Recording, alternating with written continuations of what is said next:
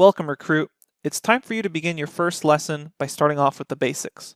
While these ideas may seem simple, they're fundamental enough that we should quickly go over them before tackling more complex topics. We'll begin by discussing the very basics of working with numbers in Python. This should be pretty straightforward. To start off, numbers in Python have two main forms. It's either integers, those are whole numbers such as 1, 2, 3, 100, 200, etc., or floating point numbers. Those are numbers with decimal points, such as 4.3, 5.6. You get the idea. Python can perform basic math operations easily. Let's begin your training by opening up a Jupyter Notebook and discussing these ideas further. As we just mentioned, there are two main types of numbers. That is integers. Remember, those are whole numbers. So if I have 100 or 10 or 1, those are all integers. And you can easily check the type of an object using the type function. type, open and close parentheses, pass in the object you want to check. In this case, I'll pass in 100. Then we run Shift Enter, and I can say I have int indicating an integer type. Let's try passing in 10.2. That's a floating point number, so we get back the type float. Something to notice, though, is if I pass in type 100.0, that's also a floating point number.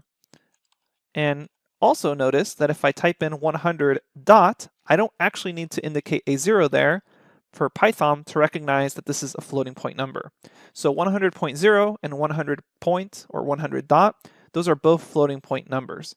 Integers can't have any decimal points. Now, as you may have expected, Python can perform basic arithmetic quite easily. There's addition, which you can easily do with just a plus sign. 1 plus 1, run Shift Enter, and you get back the result 2. You can do subtraction, so 100 minus 1 gets you 99. That's just a dash. Multiplication is with an asterisk. So you say 2 asterisk 2, that's multiplication.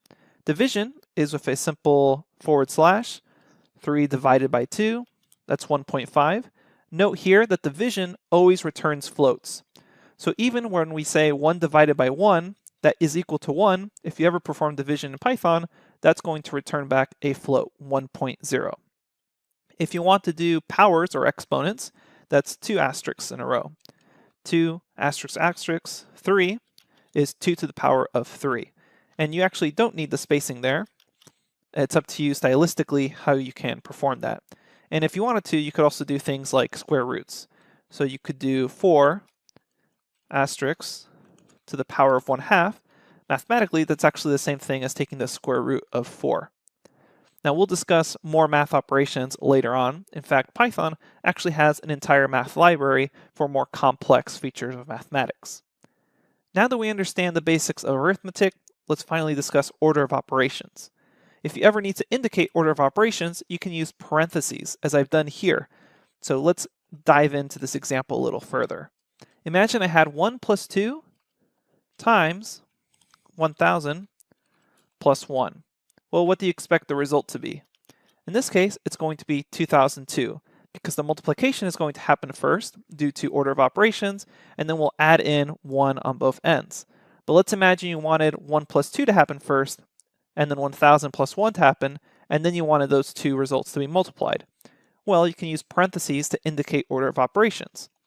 1 plus 2 multiplied by 1,000 plus 1. And now when I run this, you can see the result is 3003, or 3 times 1001.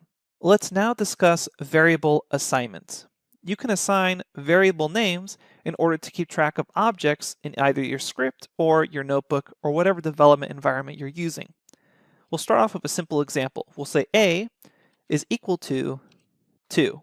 And now I've assigned 2 to the variable A. So if I check the type of A, it brings back an integer since A is 2. And then I can do something like A plus 3. And if I run that, I get back 5 because 2 plus 3 is 5. I can also do another assignment such as B is equal to 3 and then interact with variables such as A plus B. Important to note here is that I can do a reassignment. So I can say A is equal to 100, and now if I say just ask for A returned back, it's no longer 2, but now it's 100. And if I say A plus B now, I get back 103.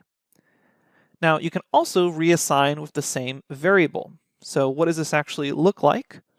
If I take a look at A, remember that A is 100, I can do a reassignment referencing the same variable. So now I'm going to indicate that A is equal to A plus A. Since A is currently 100, I should expect the result of A to be reassigned to 200. Meaning if I run this and I ask for A back, it is now 200. If I run this cell more than one time, so notice my in operator, it says number 25.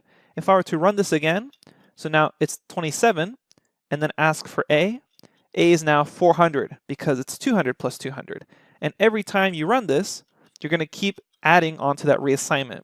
So in notebook settings, you want to be careful and try to organize your code that cells should be run in order from top down. If you're running a .py script, you don't have to worry about this because you'll basically be running your entire script every time you run your .py script at your command line. Finally, let's work through a simple example of variable assignments. We'll start off by creating a message, and let's say our message is the sequence 111, or the number 111. Then we'll create another variable called hashcode.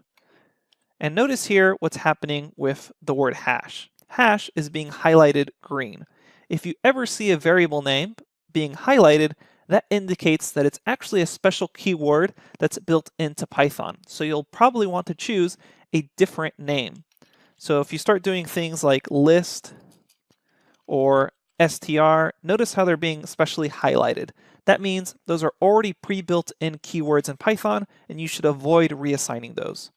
So instead of just saying hash, I'm going to say underscore code. And this use of underscore to separate words in your variable names is known as snake casing or snake case. There's also camel case, where you can do something like hash and then the next word has a capital letter. For variable names in Python, try to use snake casing, that is separating the words out with underscores. Later on, when we learn about more complex topics, such as object-oriented programming, we'll see that there's a given convention for naming, and camel casing and snake casing have their particular moments. Right now, for variable names, try to keep it with a snake case, that is, the use of those underscores to separate words. So I will say my hash code is 1, 2, 3, 4, 5. And let's say I want to create a secret message for another agent out in the field to discover. Well, I will say secret message is going to be equal to my message multiplied by my hash code. And then I can send my secret message, and I can use tab to autocomplete this. I can send that secret message out to the agent, and if they know the hash code to get back the real message, we can say real message is the secret message, notice my tab autocompletion, divided by the hash code that they knew. And then they can see that the real message was, like we said, 1, 1. Now again, notice that whenever you perform division, your number gets converted to a floating point number. Okay, that was actually a very basic example of something called encryption, where you try to encrypt an original message using some sort of secret key. Later on, we'll learn about much better ways of doing this. This is just for a very simple example of variable assignment. Okay, excellent work, Recruit. It's time to move on to other basic Python data types.